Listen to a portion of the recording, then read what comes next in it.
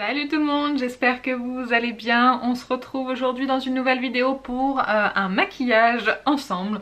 Nous allons, enfin non, c'est pas nous parce que je suis toute seule, je vais me maquiller avec des produits principalement petit prix, voire prix abordable. J'ai fait une sélection, alors j'ai des derniers achats à tester avec vous et en plus je voulais vous montrer un petit peu les produits petit prix ou prix abordable que j'ai dans ma collection.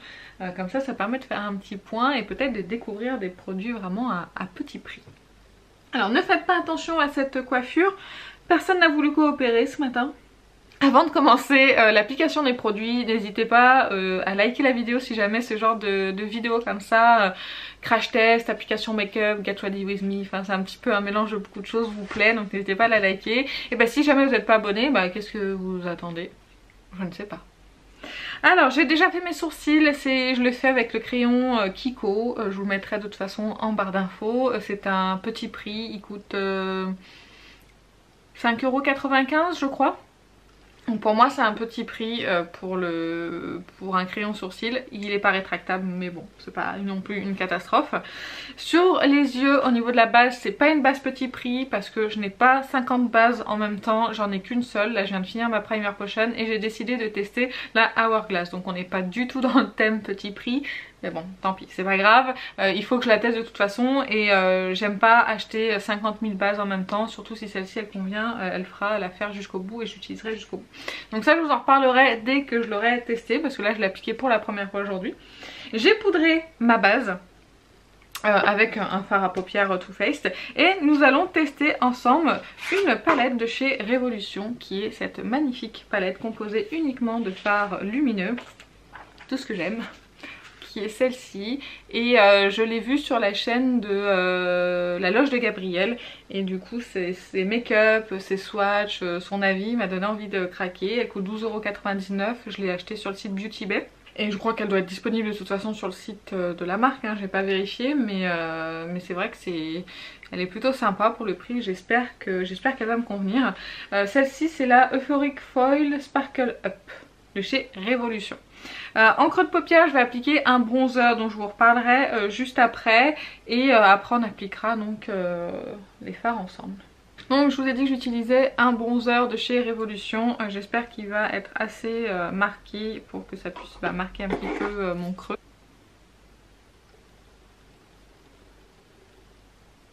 Alors le problème c'est que le bronzer il se voit pas des masses en creux de paupière. Là j'ai une palette de Natasha Denona, en fait j'ai préparé les produits pour la prochaine vidéo que je vais faire, c'est un haul. Tant pis c'est pas un produit petit prix mais c'est ce que j'ai sous la main. Je vais tenter de prendre celle-ci déjà pour faire le creux de paupière. Ce sera sûrement un petit peu plus pigmenté. Il n'y a pas photo, c'est beaucoup plus pigmenté. C'est juste histoire de faire un petit creux de paupière. Voilà, c'est très léger ce creux de paupière mais c'est pas grave, c'était juste histoire de le marquer un petit peu et au pire je remonterai les fards lumineux un petit peu dans le creux histoire de compléter, d'intensifier un petit peu le creux de paupière. Alors je sais pas du tout ce que je vais faire parce qu'en fait j'ai tout le temps envie de les utiliser. Bon à part, franchement la couleur qui m'attire le moins c'est ce jaune doré. J'ai bien envie en fait de mettre cette couleur là sur les 3/4 de ma paupière et après d'intensifier le coin externe avec celle-ci. Comme ça permet d'en tester deux et éventuellement pourquoi pas mettre le rose violet en un cil inférieur. Bon écoutez, on va voir si ça donne quelque chose de bien ou pas. Alors dans un premier temps je prélève le fard au pinceau. C'est un pinceau plat que j'avais eu dans une glossy box que j'adore. Je trouve qu'il prélève très bien les fards lumineux. Je vais déjà essayer au pinceau. Si ça me convient pas, bah, j'essaierai au doigt. Ça a l'air de texture un petit peu crémeuse. J'ai pas swatché pour me garder un petit peu la surprise. Ah oui c'est la texture crème un petit peu hein.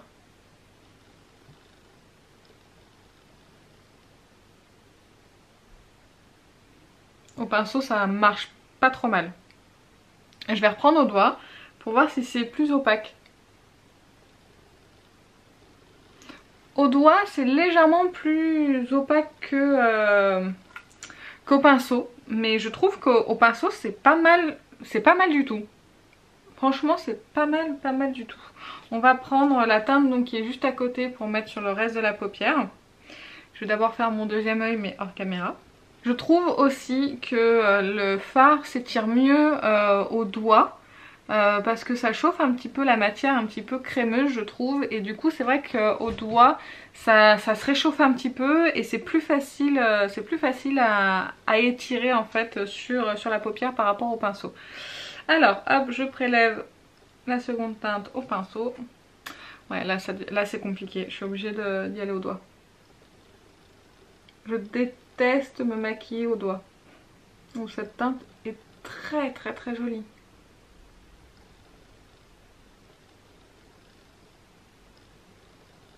Ce que je voulais au niveau du rendu des deux, mais c'est pas grave, c'est pour tester hein. Je voulais juste hop, estomper un petit peu mon creux. Je vais reprendre mon pinceau, un autre pinceau pour estomper. En tout cas ça se passe bien pour le moment avec la base Hourglass hein, j'ai envie de vous dire, c'est plutôt pas mal. Je ramène du coup la deuxième couleur un petit peu par-dessus l'autre parce que je la préfère. Et comme ça, ouais c'est quand même, je trouve que c'est plus joli en plus. Elle est belle cette couleur. C'est celle-ci dans la palette. Je vais vous la swatcher. Un endroit où il y a de la place. Celle-ci, elle est vraiment très jolie. Ça c'est l'autre. Ça c'est parce que j'essuie mes doigts en fait sur mes mains pour éviter de m'en mettre de partout. C'est vraiment pas mal. Hein. Je sais pas si vous verrez quelque chose. Mais c'est vraiment très joli. J'aime beaucoup le maquillage des yeux. C'est vraiment très joli.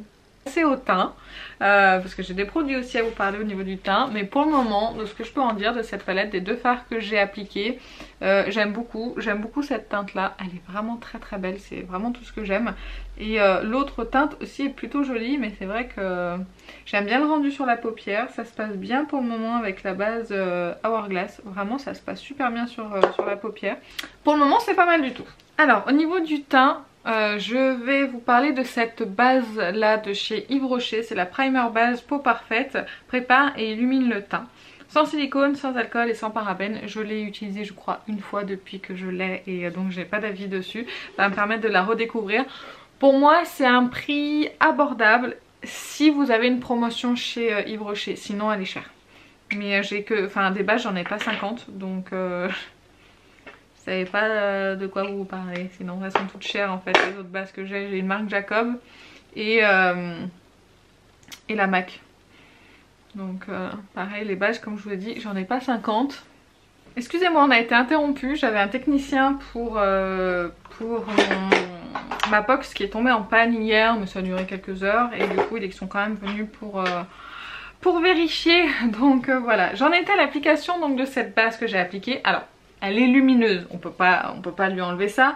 Mais moi ce qui me gêne avec les bases lumineuses, c'est qu'une fois qu'on a appliqué un fond de teint, si on veut quand même un minimum de couvrance, bah, du coup on voit pas forcément la lumière derrière. Une base par contre qui va faire tenir le fond de teint, qui va un petit peu matifier, qui va flouter les pores, ça je suis complètement d'accord sur l'efficacité de la base, j'en doute pas. Mais sur ce genre de base lumineuse je suis pas convaincue. Après ça fait quand même une base entre votre peau et le fond de teint, certes, mais bon. Je sais pas trop ce qu'elle vaut de toute façon pour le moment. Si jamais vous avez un avis un petit peu plus poussé sur celle-ci, n'hésitez pas à le donner en commentaire. Pour le fond de teint, nous passons donc au fond de teint Wet n Wild Photo Focus. C'est un fond de teint qui se veut lumineux. Ils l'ont sorti, en fait ils avaient déjà un premier fond de teint qui était plutôt mat. Et là ils ont sorti la version lumineuse. Et j'ai vu qu'ils l'avaient sorti en lumineuse sur la chaîne de les coquetteries de Laetitia. Et donc j'ai voulu l'essayer parce que c'est vraiment un fond de teint petit prix pour le coup. Il y a 28 ml je crois pour 6-7 € je crois. Tout sera dans la barre d'infos. Donc je vais l'appliquer avec vous pour la première fois. Pourtant ça doit faire 3-4 mois que je l'ai, mais je voulais absolument le tester avec vous en caméra, donc j'ai patienté. Alors on a toujours cette espèce de truelle comme sur les chantiers. Pardon.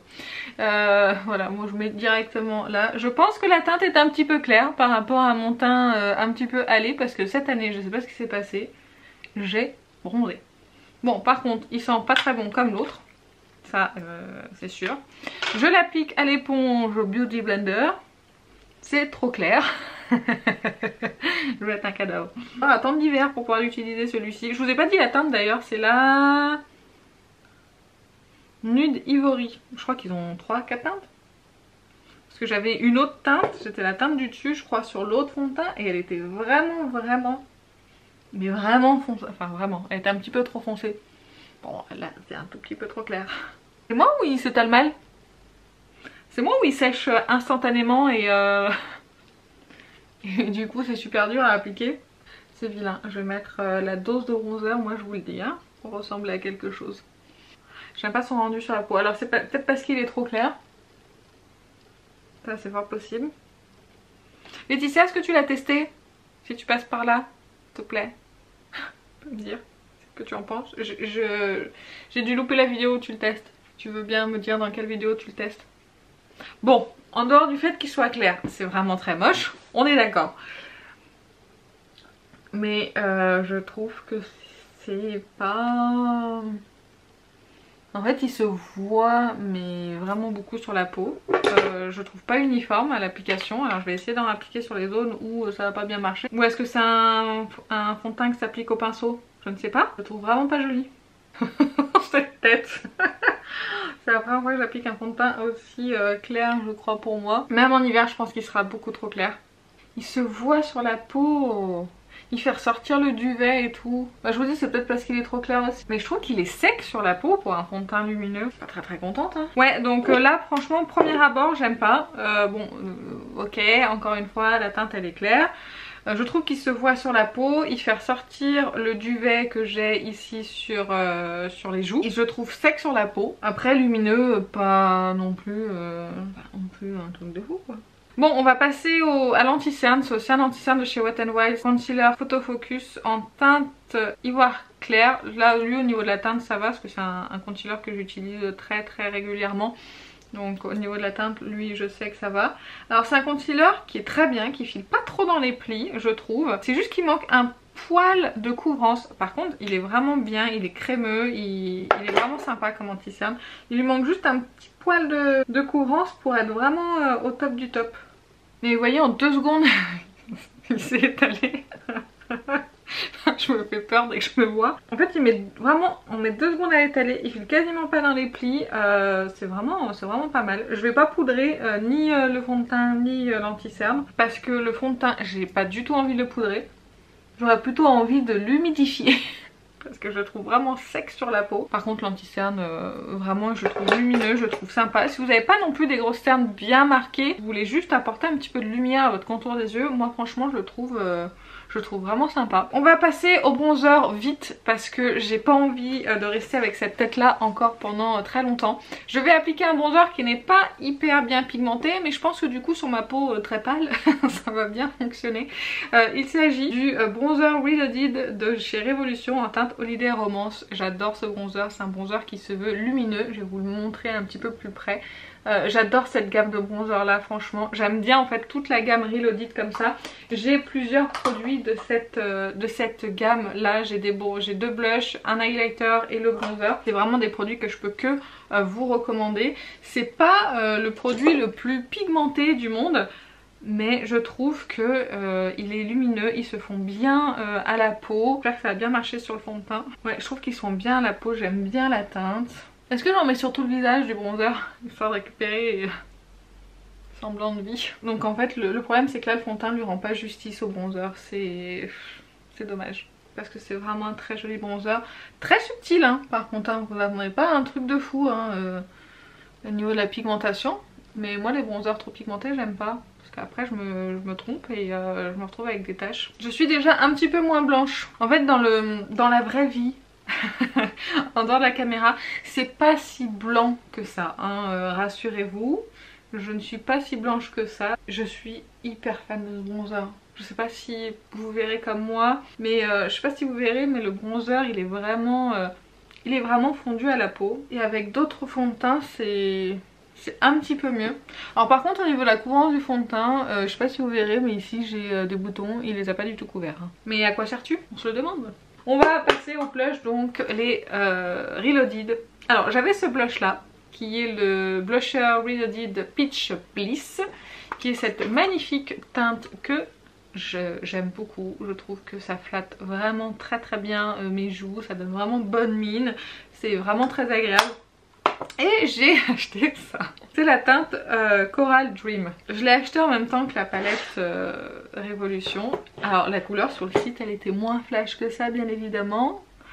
Sauf que bah là du coup il faut vraiment que j'y aille avec parcimonie parce que sinon je vais me retrouver avec des joues de poupée. Je vais avoir un teint moi aujourd'hui, je vous le dis, ça va être très très très sympathique. Donc on va y aller avec un pinceau bien fluffy. J'ai tapoté, ouais on a bien fait.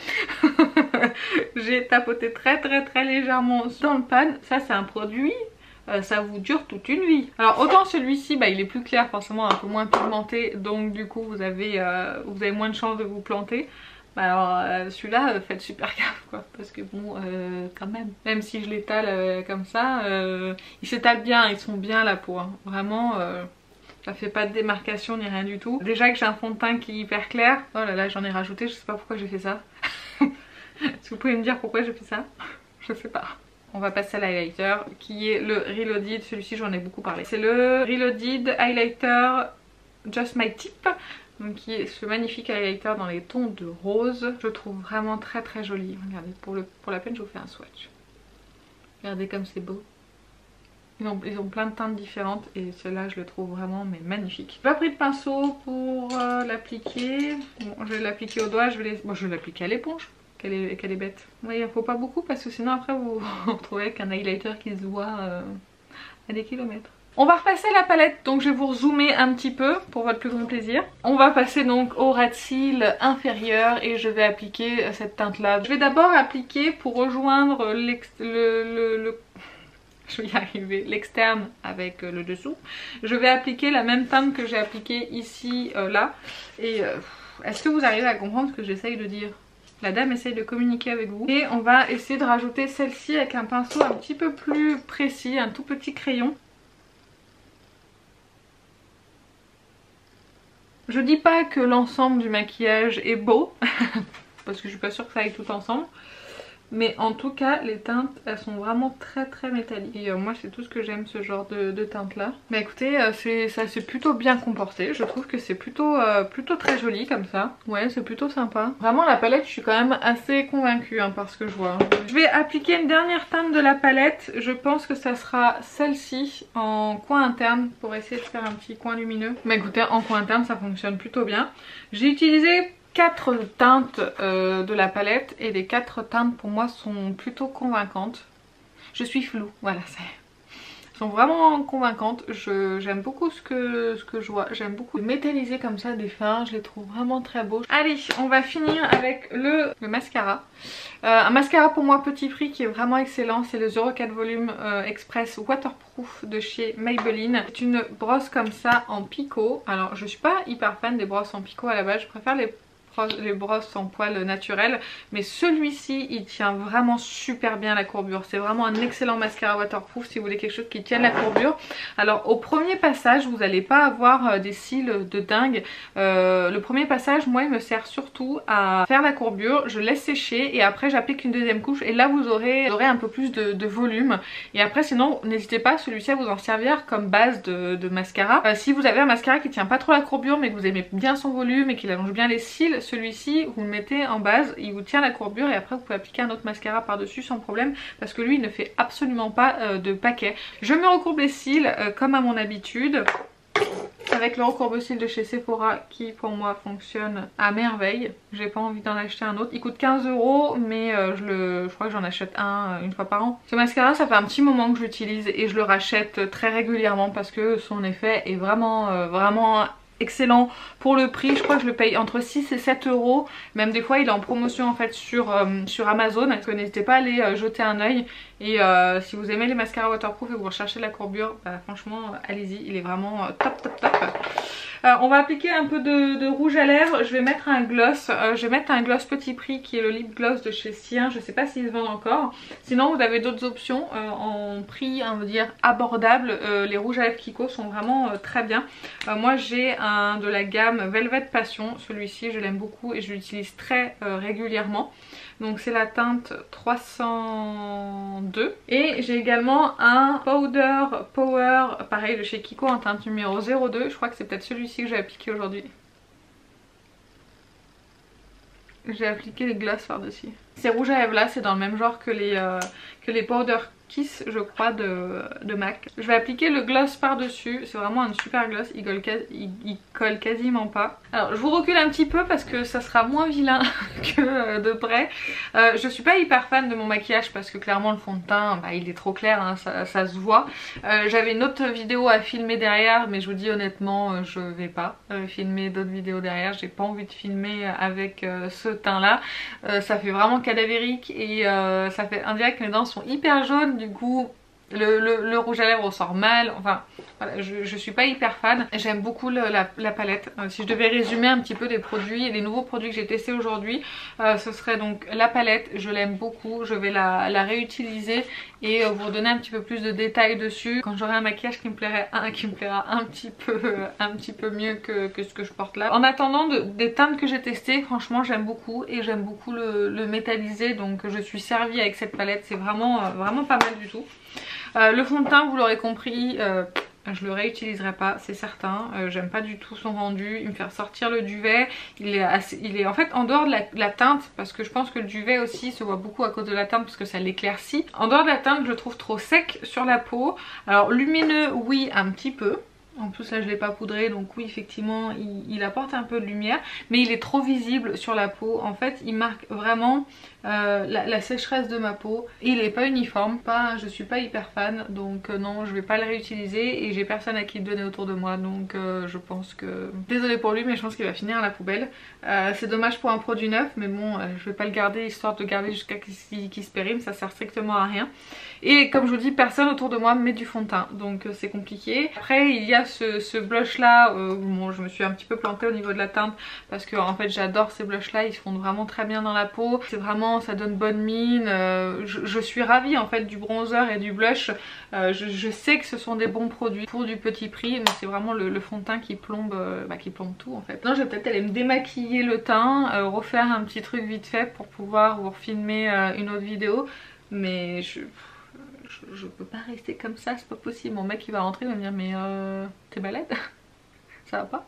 Bah écoutez, qu'est-ce qu'on ferait pas pour tester du make-up, hein, je vous le dis. Bon bah écoutez, n'hésitez pas à me dire en commentaire s'il y a des produits que vous avez testés, si vous avez le même ou pas le même avis que moi, on s'en fiche, hein, on est là pour partager ensemble.